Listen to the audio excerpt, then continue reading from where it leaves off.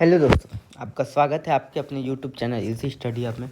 आज जो हम लोग देखने जा रहे हैं क्या देखने जा रहे हैं, मैथ के क्वेश्चन देखने जा रहे हैं। ठीक है, क्या चीज़ के लिए? एग्ज़ाम के लिए। तो हम लोग देखेंगे सीजी टेट और सी टेट के एग्ज़ाम के लिए, जैसे क्वेश्चन पूछे जाते हैं उसके लिए। ठीक, तो ये जो क्वेश्चन देखेंगे तो उसमें पहला क्वेश्चन है, इसको आप लोग खुद से भी बनाने की कोशिश करिएगा। स्क्रीनशॉट ले सकते हैं, इसको बना सकते हैं, नहीं तो इसका सॉल्यूशन मैं बता ही रहा हूँ। यदि एक घन का कुल पृष्ठीय क्षेत्रफल 96 सेंटीमीटर स्क्वायर है तो घन का आयतन क्या होगा? ठीक है, घन क्या होता है? तो हम लोग घन की बात करें तो घन की जो सभी भुजाएं हैं वो क्या होती हैं? बराबर होती हैं। इस तरीके का आप देखे होंगे, इसको इंग्लिश में बोलते हैं क्यूब। ठीक है, जिसका टोटल सरफेस एरिया, आपको टोटल सरफेस एरिया कितना दिया है? 96 सेंटीमीटर स्क्वायर। तो आयतन क्या बोलते हैं? वॉल्यूम। ठीक है, तो हम लोग घन का जब कुल पृष्ठीय क्षेत्रफल देखते हैं तो क्या होता है? 6a का स्क्वायर। ए यहाँ पर क्या होती है? इसकी भुजा। ठीक, तो 6 गुणा, या फिर इसको लिख सकते हैं 6 गुणा भुजा का स्क्वायर। ठीक है, अब ये 6a का स्क्वायर, ये बराबर आपको कितना दिया है? 96। ठीक, तो ए स्क्वायर बराबर आप क्या लिख सकते हैं? 96 डिवाइड बाई 6, यानी 96 को 6 से भाग देना है। तो 96 को 6 से भाग देंगे तो कितने बार में कटेगा? 16 छक 96 होता है। तो यहाँ से ए स्क्वायर बराबर आप लोग का कितना आ गया? 16। या फिर आप लोग ए बराबर क्या लिख सकते हैं? √16। ठीक, यहाँ तक तो दिक्कत नहीं कि 6a स्क्वायर था। ठीक है, तो 6a स्क्वायर बराबर हम लोग कितना लिखे? 96 लिखे। ए स्क्वायर के लिए हम लोग क्या किया? इस 6 को यहाँ देखिए गुणा में था तो यहाँ से हम लोग क्या लेके भाग में ले गए। तो यहाँ से हम लोग का ए स्क्वायर बराबर कितना आ गया? 16। तो ए बराबर क्या हो जाएगा? √16। और √16 का वैल्यू आप लोग जानते हैं कितना होता है? 4। तो मतलब इसकी एक भुजा कितनी की हो जा रही है? 4 सेंटीमीटर की। ठीक, यहाँ तक तो आपको दिक्कत नहीं होगा। अब यहाँ बात कर रहा है आयतन। आयतन मीन्स वॉल्यूम। और आयतन का फॉर्मूला क्या होता है? घन के आयतन का ए क्यूब, मतलब कि भुजा का क्यूब। और एक भुजा कितने सेंटीमीटर की है? 4 सेंटीमीटर की है। तो 4 का क्यूब कितना हो जाएगा? 4 चक्का 16 चौके 64 सेंटीमीटर क्यूब। तो देखिए यहाँ 64 सेंटीमीटर क्यूब कहाँ पर दिया है? डी नंबर पर दिया है, मतलब सही आंसर क्या होगा? डी होगा। तो इस तरीके से ये अलग क्वेश्चन बन सकता है। ठीक, यहाँ तक मेरे ख्याल से आपको कोई दिक्कत नहीं होगा। अब अगले क्वेश्चन में आते हैं कि यहाँ अगला क्वेश्चन क्या है? एक संख्या के वर्ग में से, ठीक है, एक संख्या के वर्ग में से 20 का क्यूब घटाने पर 4321 आता है तो वह संख्या होगी। ठीक है, अब देखिए क्या है कि क्या बोल रहा है? एक संख्या के वर्ग यानी स्क्वायर, मतलब कोई एक संख्या मान लेते हैं x। ठीक है, उसके स्क्वायर में से हम लोग जब 20 का क्यूब घटाते हैं तो हमारे पास क्या आता है? 4321।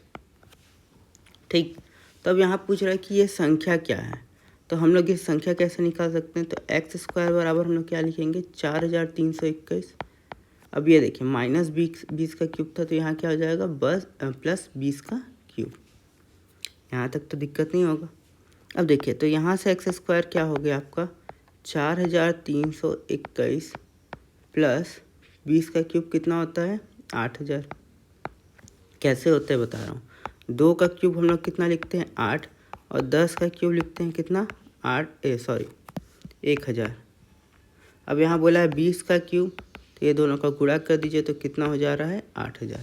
ठीक, अब यहाँ से एक्स स्क्वायर बराबर हमारे पास कितना आ गया? इनको जोड़ें तो 12321। ठीक, अब 12321 आया तो हम लोग ऑप्शन पे आते हैं। देखिए अगर यहाँ क्या क्या दिया है? 110, 111, 112, 113। जब भी आप स्क्वायर करेंगे, ठीक, तो जब भी अंतिम में 0 हो स्क्वायर के तो वो संख्या में अंतिम में क्या आ जाता है? 0। 1 हो तो 1 का स्क्वायर क्या होता है? 1 ही होता है। ठीक है, 2 का स्क्वायर रहता है तो लास्ट के जो अंतिम डिजिट आता है या इकाई का अंक आएगा वो 4 आएगा। और 3 का स्क्वायर हो तो इकाई का अंक क्या आ जाता है? 9। तो यहाँ देखिए इकाई का अंक क्या आ रहा है? 1 आ रहा है। तो ये 2 वाला हो नहीं सकता, 3 हो नहीं सकता, 0 हो नहीं सकता, मतलब कितना हो जाएगा आंसर। तो x बराबर हम लोग क्या लिखेंगे, 1 2 3 2 1, या x बराबर हम लोग इसको क्या लिख सकते हैं, 111। ठीक, तो आप लोग का सही आंसर क्या आ जाएगा, 111।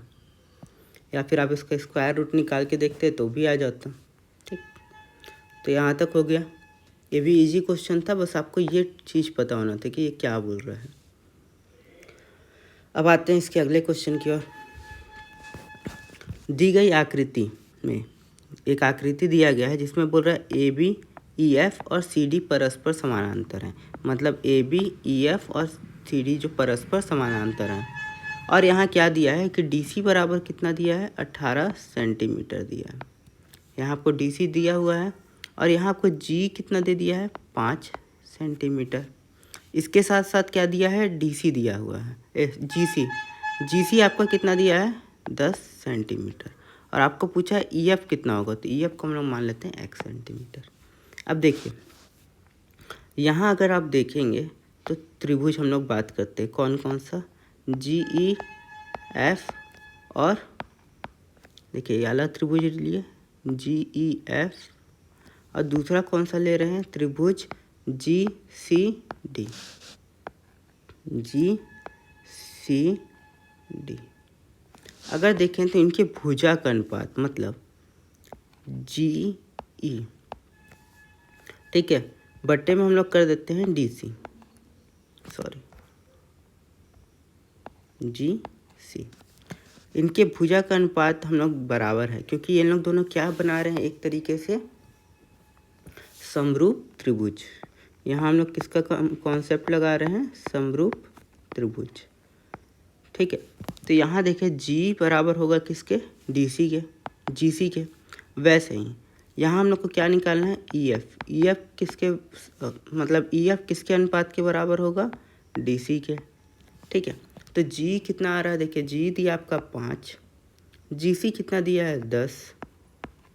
यहाँ आपको ई एफ कितना दिया हुआ है, ई एफ हम लोग को निकालना है, डी सी कितना दिया है 18।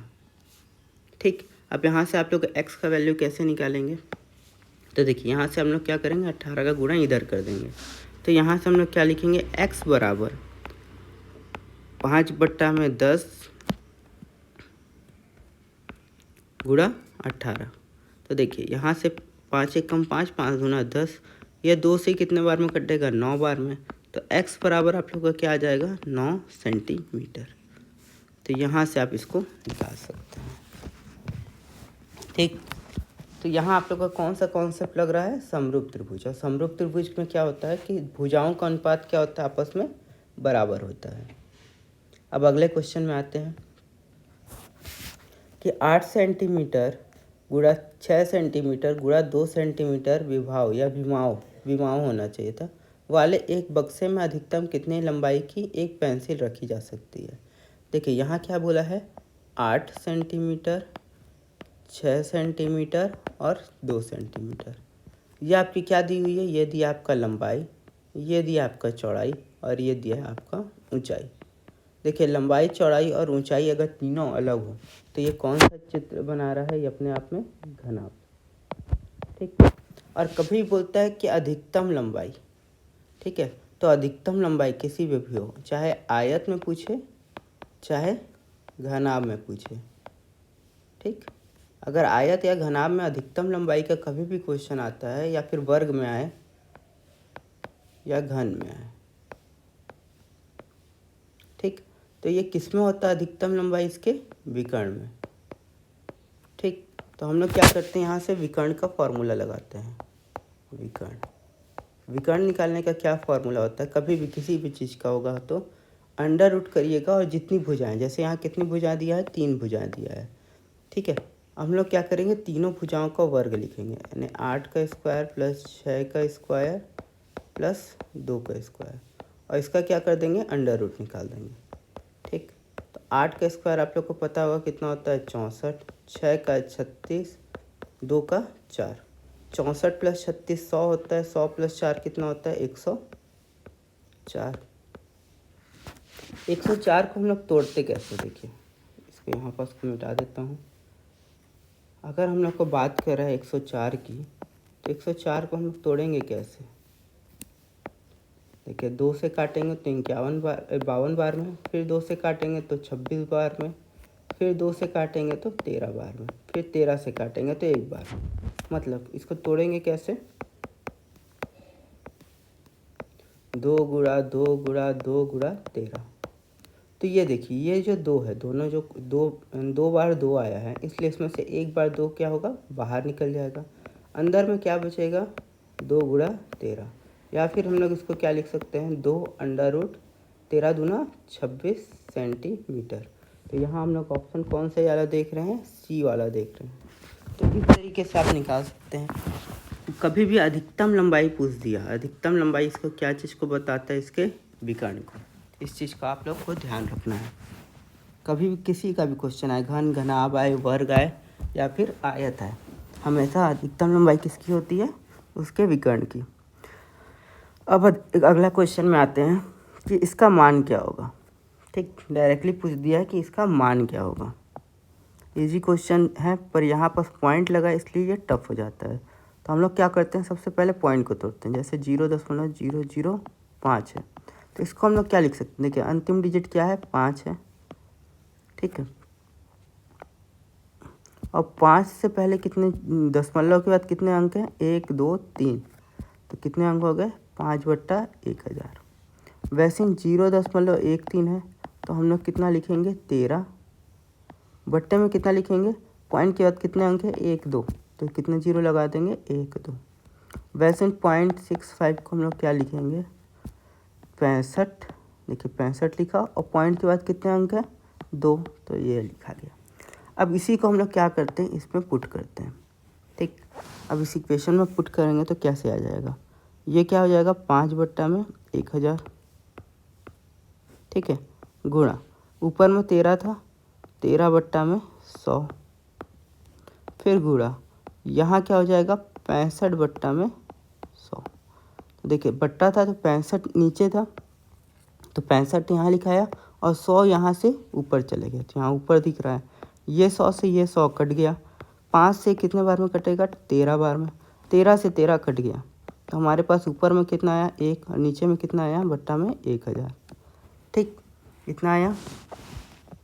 अब हम लोग क्या करेंगे? देखिए यहाँ पर दशमलव के बाद कितनी संख्या आ जाएंगी? 1 2 3, 1 2, और ये तीसरी संख्या कौन सी हो जाएगी आपकी? 1, क्योंकि यहाँ केवल 1 ही था। तो सही आंसर क्या आ जाएगा? 0.001। ठीक, इसको बस आपको तोड़ने आना चाहिए, उसके बाद ये क्वेश्चन आराम से बन जाता है। अब अगले क्वेश्चन में आते हैं। 20% तथा 10% के दो क्रमागत बट्टे किसके बट्टे के समतुल्य होंगे? ठीक है, अब यहाँ क्या बोल रहा है? 2 बट्टे हैं, कितने कितने परसेंट के? 20% और 10% के। ये कितने के समतुल्य होंगे? तो देखिए अगर हम लोग सूत्र से नहीं बनाना चाहते हैं तो हम लोग कैसे बनाएंगे? देखिए एक 100% था, किसी के पास 100 था, उसमें बट्टा कितने का दे रहा है, यानी छूट कितने का दे रहा है? 20% का। मतलब वो छूट कितने का दे रहा है? 20 रुपये का, क्योंकि 100 का 20% तो कितना होता है? 20 होता है। तो यहाँ आपके पास बचेगा कितना? 80। फिर अगले बार में क्या बोल रहा है कि 80 है, 80 में कितने परसेंट का छूट दे रहा है? 10%, और 80 का 10% कितना हो जाता है? 8। तो यहाँ से देखिए 8 का और छूट दे देगा तो कितना आया? 72। तो हमारे पास कितना था? 100 रुपये का सामान था, उसको दे रहा है कितना में? 72 रुपये में। तो यहाँ 72% नहीं होगा, 100 में से 72 को घटाएंगे, 100 - 72, तो आपके पास कितना आएगा? 28%। तो इसका सही आंसर क्या होगा? 28%। और इसका एक फार्मूला होता है। देखिए यहाँ क्या बोल रहा है? क्रमागत बट्टे। तो एक फार्मूला क्या है? x + y - xy अपॉन में 100। यहाँ प्लस, अगर यहाँ माइनस भी हो जाता ना, अगर यहाँ बोल देता कि अगर घटाने का बात रहता है तो यहाँ माइनस होता है। जैसे लाभ हानि में यूज़ करते हैं कि 10% का लाभ फिर हानि हुआ, तो यहाँ माइनस यूज़ हो जाता है। लेकिन क्रमागत बट्टे में वाले में माइनस यूज़ नहीं होता है। तो यहाँ पहला क्या बोल रहा है? एक्स मतलब क्या? 20%, प्लस क्या? वाई मतलब कि 10%। ठीक है, माइनस 20 गुणा 10 बट्टे में 100। अब देखिए एक जीरो कट गया, तो यहाँ पास क्या आया? 20 + 10 कितना हो गया आपका? 30। 30 माइनस 2 एकम 2, 30 में से 2 घटाएंगे तो आपके पास कितना आ रहा है 28%। या तो आप इस फॉर्मूले से बनाइए या तो आप इस कॉन्सेप्ट से बनाइए, दोनों में से कुछ भी करके बनाएंगे तो आपका आंसर क्या आएगा 28%, और यही आपका सही आंसर होगा। अब अगले क्वेश्चन में आते हैं।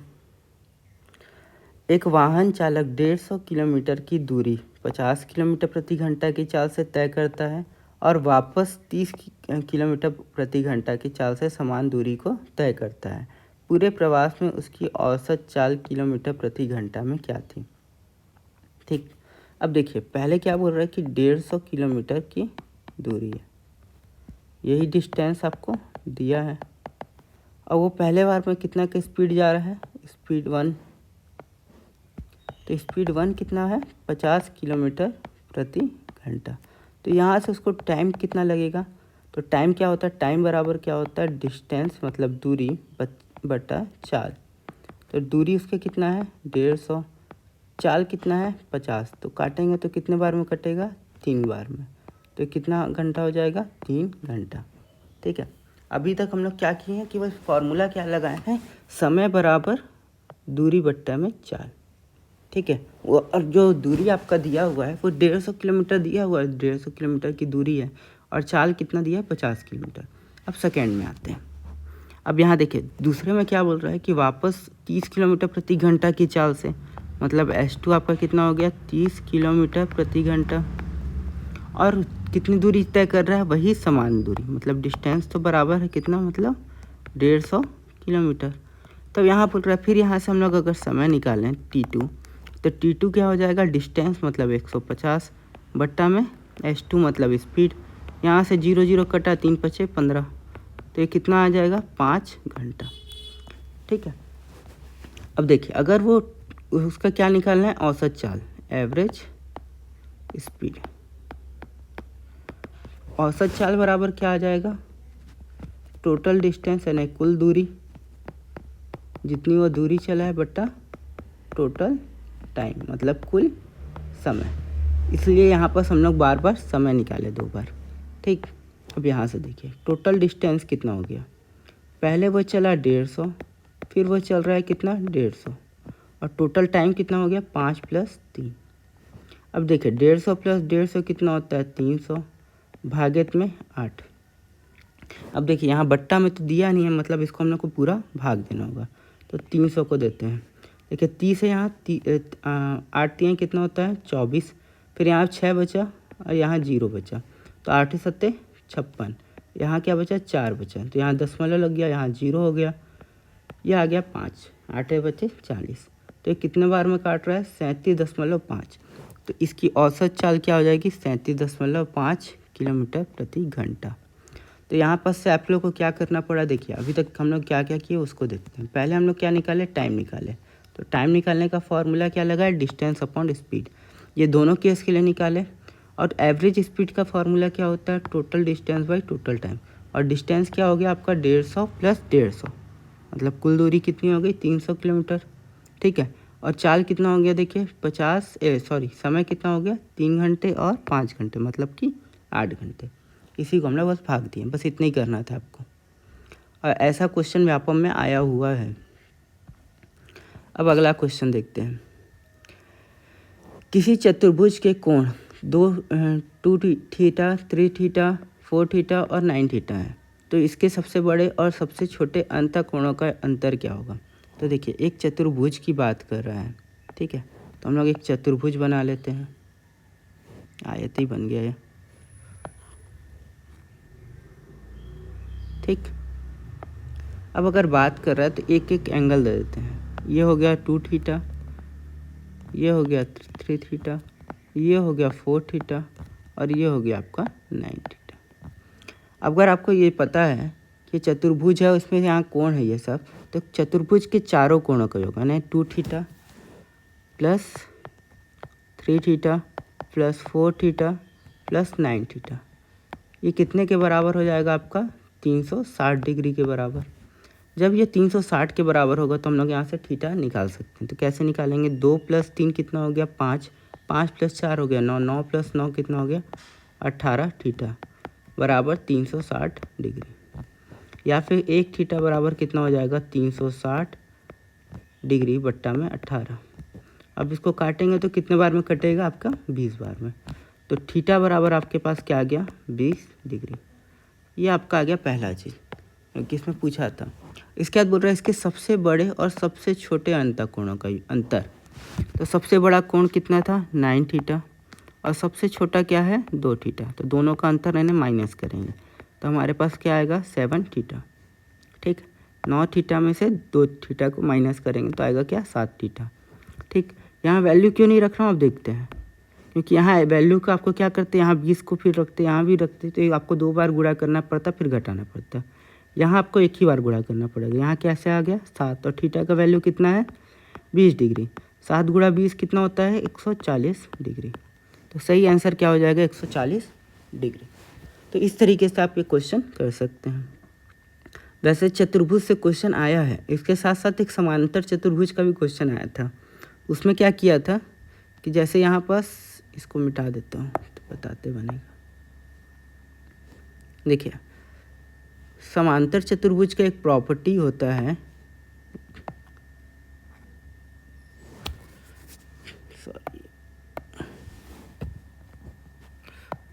ये समांतर चतुर्भुज नहीं आयत बन गया था। देखिए समांतर चतुर्भुज की एक प्रॉपर्टी होती है कि उसके अगल बगल के कोण है ना, संगत कोण जो होते हैं अगल बगल के पड़ोसी वाले, तो ये कोण कितने डिग्री के होते हैं 180। मतलब कि ये वाला कोण और ये वाला कोण, जैसे इसको 1, इसको 2, इसको 3 और इसको 4 नाम दे देते हैं। ठीक, ये किसकी बात कर रहा हूँ मैं, जब ये समांतर चतुर्भुज हो। इससे क्वेश्चन आया है क्योंकि। तो देखिए एंगल 1 और एंगल 2 कितने के बराबर होगा 180 डिग्री के। वैसे ही एंगल 2 ये वाला और ये वाला ये भी कितने के बराबर होगा 180 डिग्री के। एंगल 3 प्लस एंगल 4 ये भी कितने के बराबर होगा 180। मतलब ये दोनों कोण और ये दोनों कोण भी कितने के बराबर होगा 180। मतलब एंगल 1 प्लस एंगल 4। तो इस चीज़ को ध्यान रखिएगा, समांतर चतुर्भुज के लिए है। ठीक है, ऐसे क्वेश्चन आया हुआ है इसलिए मैं इसको बता रहा हूँ। अब अगले क्वेश्चन में आते हैं। दी गई आकृति AOB एक सरल रेखा। AOB क्या बोल रहा है, एक सरल रेखा है, तब x और y के मान ज्ञात कीजिए। इसको क्या बोल दिया आप लोग का सरल रेखा। तो इसको हम लोग अलग ही कर लेते हैं क्योंकि यही हमारा बेसिक चीज़ है। जब भी कोई सरल रेखा होती है तो उसका कितने अंश का कोण बनाती है वो 180 अंश का। ठीक, तो हम लोग सबसे पहले आते हैं नीचे में। ठीक, तो नीचे में क्या हम लोग करते हैं, देखिए AOB, अगर हम लोग एंगल AOB लें तो ये कितने के बराबर हो जाएगा आपका 180 डिग्री ये पूरा। ठीक, तो हम लोग इसको कैसे तोड़ सकते हैं, देखिए AOE, ठीक है, angle AOE plus angle BOE, ये भी आपका 180 के बराबर हो जाएगा। तो यहाँ से हम लोग क्या कर सकते हैं, देखिए 3x हो गया, AOE का वैल्यू 3x दिया हुआ है, BOE कितना दिया 90, बराबर कितना हो जाएगा हमारा 180 डिग्री। ठीक, अब यहाँ से 3x बराबर कितना हो जाएगा 180 माइनस 90, या 3x बराबर हम लोग कितना लिख सकते हैं 180 में से 90 को घटा दें तो 90 डिग्री आ जाएगा। तो यहाँ से हम लोग x कितना निकाल देंगे 90 बट्टा में 3। 90 बट्टा में 3 कितना हो जाता है 30 हो जाता है। तो आपका x का वैल्यू कितना आ गया 30 डिग्री। ठीक, तो यहाँ देखिए ये वाला पूरा आंसर कट गया, आपके पास बचा क्या ये दोनों।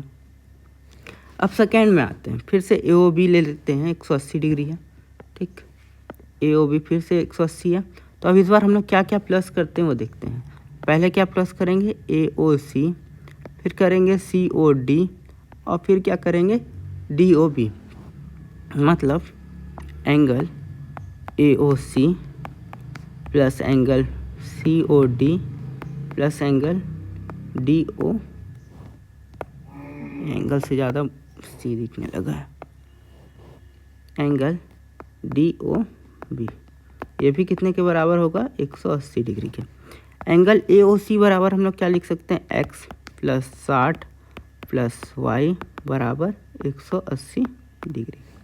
ठीक, अब यहाँ से हम लोग को y चाहिए, x हमको पता है कितना है 30 है, तो x की जगह में हम लोग लिखते हैं 30 प्लस 60 प्लस वाई बराबर 180 डिग्री।